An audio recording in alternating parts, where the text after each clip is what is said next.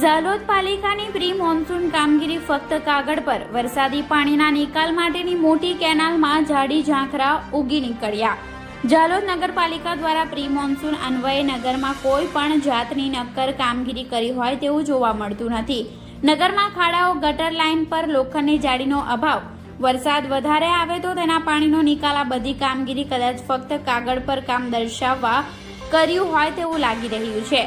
ઝાલોદ નગરમાં જો વરસાદ વધુ વરસે અને નગરનું રામસાગર તળાવ જો ભરાઈ જાય તો તે પાણી નિકાલ માટે જે ખુલ્લી ગટર બનાવવામાં આવી છે તે ગટર લાઇનની સફાઈ પાલિકા દ્વારા કરવામાં આવી નથી. તળાવના પાણીના વરસાદી માટે બનાવવામાં આવેલ કેનાલોમાં જંગલી વનસ્પતિનું સામ્રાજ્ય વધી ગયું છે.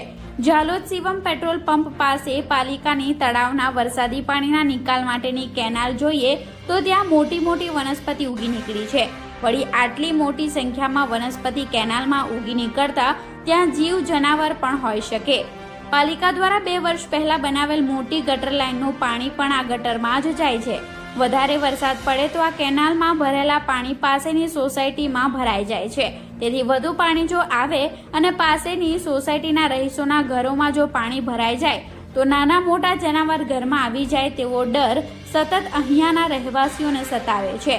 વર્ષોથી વધુ વરસાદ પડે ત્યારે મુખ્ય માર્ગો પર પણ પાણી આવી જાય છે તો પાલિકાએ નગરની આ સમસ્યાને ધ્યાને કેમ લીધી નથી? નગરના લોકો ચર્ચા કરી રહ્યા છે. પાલિકાને પ્રી મોન્સૂન કામગીરી માટે ગ્રાન્ટ ફાળવવામાં આવી હોય તો આ ગ્રાન્ટ ક્યાં વપરાઈ છે? પાલિકાને પ્રી મોન્સૂનની કામગીરી માટે મળતી ગ્રાન્ટનો વહીવટ ફક્ત કાગળ પર જ થાય છે કે શું? આવા પ્રશ્નો નગરમાં ચર્ચાતા જોવા મળી રહ્યા છે. બીજી બાજુના પાસામાં એવી પણ ચર્ચા છે જો પાલિકાને પ્રી મોન્સૂન માટે ગ્રાન્ટ ન આવતી હોય તો ચોક્કસ પ્લાન બનાવી ગ્રાન્ટની માંગણી કેમ કરવામાં આવતી નથી? આ બધા પ્રશ્નો વચ્ચે નગરજનોને દરેક તબક્કે ભોગવવાનો વારો આવે છે. પાલિકામાં ખુરશી પર બેસી કામ કરતા કર્મચારીઓના અણઆવડતનો ભોગ જાહેર જનતા બની રહી છે.